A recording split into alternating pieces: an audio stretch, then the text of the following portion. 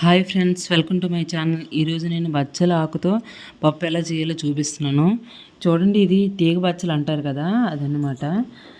ఎంతో బాగుంది పప్పు అయితే, చాలా టేస్టీగా ఉంది. చిన్నది మనము కుండీలో వేసుకున్న మొత్తం పాకరేస్తుంది అనమాట. చూడండి, ఇదిగోండి, ఈ విధంగా చేసుకున్నాను పప్పు. చాలా టేస్టీగా, ఎమ్మీగా ఎంతో బాగుంది. మా పాప కూడా బాగా నచ్చింది. ఇప్పుడు మనం ప్రాసెస్ మొదలు పెడదాం.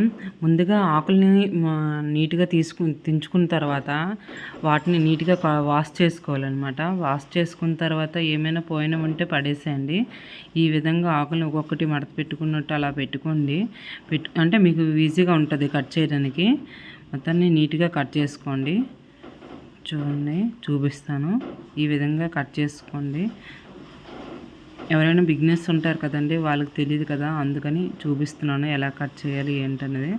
ఈ విధంగా నీట్గా కట్ చేసుకోండి. లేదంటే ఒక్కొక్కటి పెద్దగా ఆకుల్లా ఉండిపోతాయి, బాగోదు అంతగా. ఈ విధంగా కట్ చేసుకున్న తర్వాత ఇగోండి, ఈ విధంగా కాడలు ఏవైనా ఉంటే అలా ఆకుకి కాడలు లాంటివి ఉంటాయి కదా, అవి తీసి పడేసేయండి. ఆ విధంగా తీసేసి మళ్ళీ అదేవిధంగా ఒక్కొక్క ఆకుని నీట్గా తీసుకొని కట్ చేసేయండి.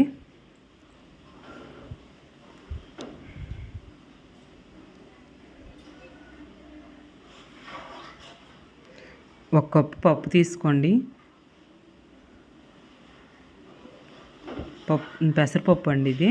పెసరపప్పుని నీట్గా కడుక్కున్న తర్వాత చూడండి, ఏమైనా రాళ్ళు లాంటివి ఉంటాయి కదా, అంటే ఇంట్లో పండించిన పప్పు అయితే కొంచెం రాళ్ళు లాంటివి ఉంటే నీట్గా వాష్ చేసుకోండి. ఏమైనా ఉంటే రిమూవ్ చేసుకోండి. తర్వాత కొంచెం వాటర్ యాడ్ చేయండి. పప్పు కుక్కర్లో వేసుకున్న తర్వాత వాటర్ యాడ్ చేయండి. తర్వాత ఈ ఆకు, మనం కట్ చేసిన ఆకు ఉంది కదండి, ఆ ఆకును కూడా కుక్కర్లో వేసేసుకోండి. స్టవ్ ఇంకా వెలిగించలేదు. కుక్కర్ పెట్టి ఇవన్నీ పెట్టుకున్నాం. అన్నీ వేసిన తర్వాత వెలిగించేసి పెట్టివచ్చు. ఇదిగోండి, ఇప్పుడు వేస్తాం కదా, స్టవ్ వెలిగించుకున్నాం. తర్వాత కొంచెం పసుపు, కొంచెం ఉప్పు యాడ్ చేయండి. మీకు ఇష్టమైతే చిల్లీ పౌడర్ కొంచెం యాడ్ చేయండి, బాగుంటుంది. లేదంటే చిల్లీస్ యాడ్ చేయండి, పచ్చిమిర్చి యాడ్ చేయండి. ఈ విధంగా మొత్తాన్ని కలుపుకున్న తర్వాత వాటర్ ఏమైనా తక్కువ ఉన్నట్లయితే వాటర్ యాడ్ చేయండి. లేదంటే ఆకుకూర కదండి, వాటర్ అనేది కొంచెం రిమూవ్ అవుతుంది అనమాట ఆకు నుంచి. అందుకని ఎక్కువ వాటర్ యాడ్ చేయొద్దు.